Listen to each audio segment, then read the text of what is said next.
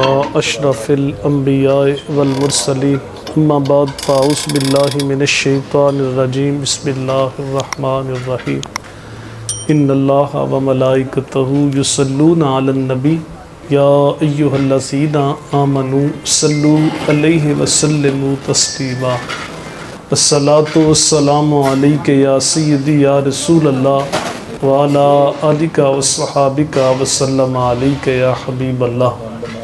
حمد و ثنا اور درود و اسلام کے بعد معزز سامعین کرام، برادران اسلام، نہایت ہی واجب الاحترام معزز محترم حاضرین و سامعین، السلام علیکم ورحمۃ اللہ وبرکاتہ۔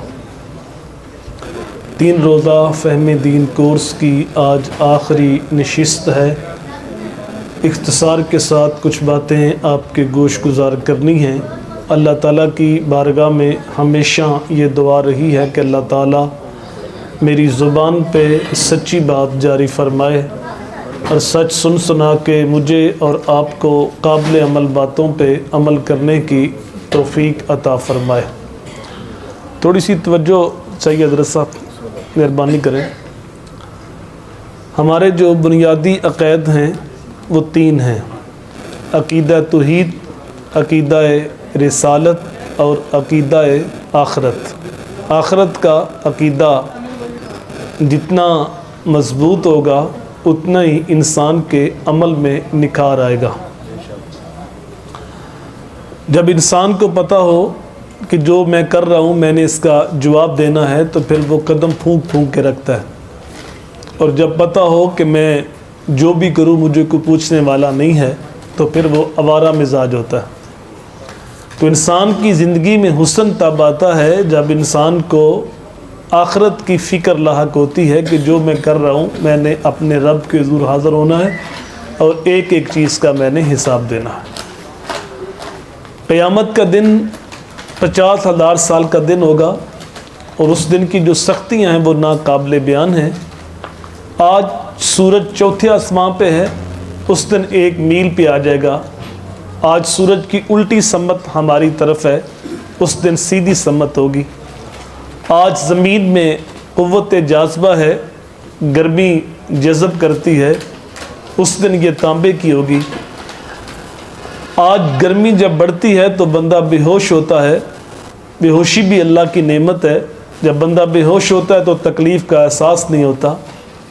گرمی اور بڑھتی ہے تو بندہ مر جاتا ہے۔ لیکن قیامت کے دن جتنی بھی زیادہ گرمی ہوگی نہ وہاں بے ہوشی طاری ہوگی نہ موت طاری ہوگی۔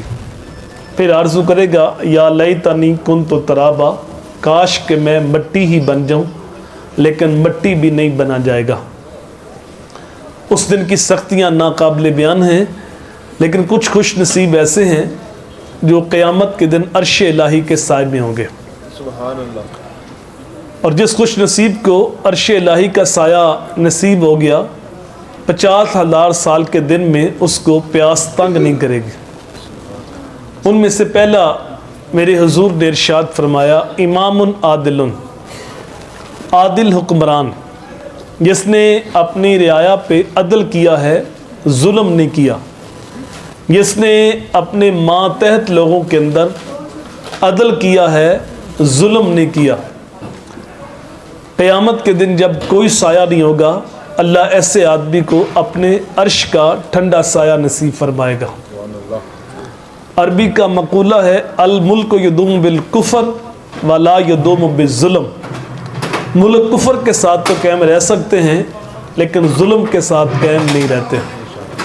جن ملکوں میں ظلم ہوتا ہے وہ ملک اپنی بنیادیں کھوکھلی کر بیٹھتے ہیں۔ دین اسلام کا اگر آپ مجھے کوئی دوسرا نام پوچھیں تو دین اسلام کا دوسرا نام دین عدل ہے۔ حضور صلی اللہ علیہ وآلہ وسلم نے ہر موقع پہ ہمیں عدل کی تلقین کی، چاہے نجی زندگی ہے، چاہے عائلی زندگی ہے، چاہے سیاسی زندگی ہے، حضور نے ہر موقع پہ عدل کی ہمیں تلقین کی۔ تو فرمایا عادل حکمران قیامت کے دن عرش الہی کے سائے میں ہوگا۔ دوسرا فرمایا وَالشَّابُ نَشَأَ فِي عِبَادَةِ اللَّهِ، وہ جوان جس کی جوانی اللہ کی عبادت میں گزری، قیامت کے دن جب کوئی سایہ نہیں ہوگا، اللہ ایسے جوان کو اپنے عرش کا ٹھنڈا سایہ نصیب فرمائے گا۔ جب جوانی کے حسین لمحے ہوتے ہیں اس وقت نیکی کرنا مشکل ہوتی ہے اور گناہ کرنا آسان ہوتا ہے، کیونکہ انسان کے قوا مضبوط ہوتے ہیں، شریانوں میں خون تیزی کے ساتھ دوڑ رہا ہوتا ہے، سوچیں آوارہ ہوتی ہیں، خیالات بہکے ہوتے ہیں، لیکن کسی خوش نصیب جوان نے اپنی جوانی کو نکیل ڈال لی اور کھینچ کے در محبوب پہ لے آیا، اور جوانی کے حسین لمحوں میں اپنی تخلیق پہ نظر رکھی کہ میں پیدا کس لیے ہوا ہوں۔ ما خلقت الجن والانس الا لیعبدون، اللہ نے انسانوں کو، جنوں کو اپنی عبادت کے لیے پیدا کیا، تو اس نے جوانی کے حسین لمحوں میں عبادت کی، جوانی کے حسین لمحوں میں ہر قول، ہر فعل رب کی رضا کے مطابق کر لیا، اور جوانی کے حسین لمحوں میں اپنی پیشانی کو سجدوں کی لذت سے آشنا کر لیا، اور جوانی کے حسین لمحوں میں محبوب کی غلامی اختیار کر لی، قرآن کی نوکری کر لی، رب کی بندگی کر لی، اور جوانی کے وقت وہ عبادت کرتا رہا۔ تو میرے حضور نے فرمایا قیامت کے دن جب کوئی سایہ نہیں ہوگا، اللہ ایسے جوان کو اپنے عرش کا ٹھنڈا سایہ نصیب فرمائے گا۔ وَالشَّابُ نَشَأَ فِي عِبَادَةِ اللَّهِ، تیسرا فرمایا رَجُلٌ قَلْبُهُ مُعَلَّقٌ بِالْمَسَاجِدِ، وہ خوش نصیب جس کا دل مسجد میں معلق رہتا ہے، جس کا دل مسجد کے ساتھ لگا رہتا ہے۔ مسجد کی تعمیر، مسجد کی آبادی، مسجد کی خوبصورتی، مسجد کی رونق کے اسباب ڈھونڈتا ہے، اور مسجد کے معاملات کے اندر اس کا دل ہر وقت معلق رہتا ہے، مسجد کی نوکری کرتا ہے۔ تو میرے حضور نے فرمایا قیامت کے دن جب کوئی سایہ نہیں ہوگا، اللہ ایسے آدمی کو اپنے عرش کا ٹھنڈا سایہ نصیب فرمائے گا۔ رسول کریم صلی اللہ علیہ وآلہ وسلم کی زندگی میں مسجد کی بہت زیادہ اہمیت ہے۔ جب حضور صلی اللہ علیہ وآلہ وسلم مکہ المکرمہ میں تھے تو آپ جانتے ہیں کہ حضور مسجد حرام میں نماز ادا کرتے تھے، اور جب حضور مدینہ تشریف لے گئے تو 14 دن کے لیے قباء کے مقام پہ حضور نے قیام کیا، تو حضور نے مسجد قباء کی بنیاد رکھی اور فرمایا جس نے یہاں 2 رکعت نفل ادا کیے اللہ اس کو پورے عمرے کا ثواب عطا فرمائے گا۔